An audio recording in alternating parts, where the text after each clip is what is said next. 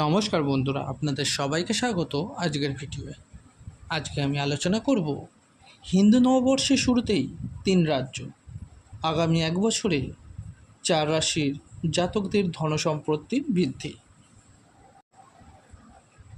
চৈত্র প্রতিপদ দিয়ে হিন্দু নববর্ষ শুরু হচ্ছে। এই নতুন বছরের রাজা হচ্ছেন মঙ্গল এবং মন্ত্রী শনি। হিন্দু নববর্ষের শুরুতে 3টি রাজযোগও তৈরি হচ্ছে। এবারে চৈত্র নবরাত্রিতে 3টি রাজযোগ শশ, সর্বাত্ম সিদ্ধি এবং অমৃত সিদ্ধি গঠিত হচ্ছে। 9ই এপ্রিল অমৃত সিদ্ধি এবং সর্বাত্ম সিদ্ধি যোগে উভয়ই একসঙ্গে পড়ছে। এই দুটি শুভযোগই 9ই এপ্রিল সকাল 7:32 থেকে শুরু সারাদিন ধরে চলবে। এই যোগগুলি জ্যোতিষশাস্ত্রে অত্যন্ত শুভ বলে মনে করা হয়। জ্যোতিষশাস্ত্রের গণনা অনুসারে এই শুভ যোগগুলির প্রভাবের কারণে হিন্দু নববর্ষের শুরুতেই কিছু রাশির জন্য খুবই শুভ হবে।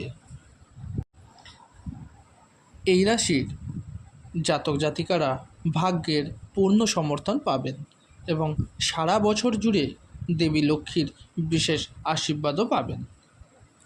চলুন বিস্তারিত জেনে নেওয়া যাক। মেষ রাশি।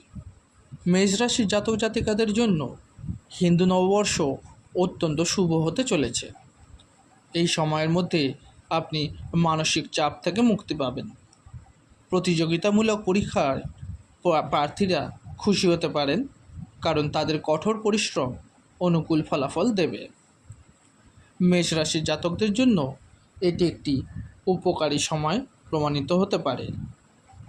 অর্থনৈতিক অবস্থার উন্নতি হবে, প্রচুর আর্থিক লাভও হবে। মিথুন রাশি। এই নতুন বছরে আপনার আয় বৃদ্ধি হবে।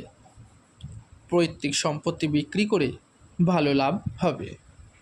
সুযোগ দরজায় কড়া নাড়বে এবং বিদেশে ভ্রমণের সুযোগ অপেক্ষা করছে। মিথুন রাশির লোকেরা এই সময় তাদের কর্মজীবনে নতুন সুযোগ পাবেন। মিথুন রাশি জাতকদের জন্য এই সময় আশীর্বাদের মতো হতে পারে। সিংহ রাশি। এই বছরটি সিংহ রাশির জাতকদের জন্য একটি অমূল্য উপহার নিয়ে আসছে। চাকরিরত ব্যক্তিদের জন্য সাফল্য এবং নতুন কাজের সম্ভাবনা অপেক্ষা করছে। এই সময়টি আপনার পেশাগত জীবনের জন্য অত্যন্ত শুভ বলে প্রমাণিত হবে। এই সময়ের মধ্যে আপনার বিবাহিত জীবনও সুখের হবে। ধনুরাশি। এই বছর ধনুরাশির জাতক জাতিকারা সুখবর পাবেন। ধনুরাশির মানুষ খুশি হতে পারেন। রোম্যান্টিক সম্পর্ক গাঢ় হবে, ভালোবাসা ফুটে উঠবে। এই সময়টি আপনার জীবনে আর্থিক উন্নতি নিয়ে আসবে। এই সময় করা বিনিয়োগ ভবিষ্যতে খুবই শুভ ফল বয়ে আনবে। বন্ধুরা, এই ছিল আজকের ভিডিও। যদি ভিডিওটি ভালো লেগে থাকে অবশ্যই লাইক করুন এবং এই ধরনের আরও ভিডিও পেতে চ্যানেলটিকে সাবস্ক্রাইব করুন।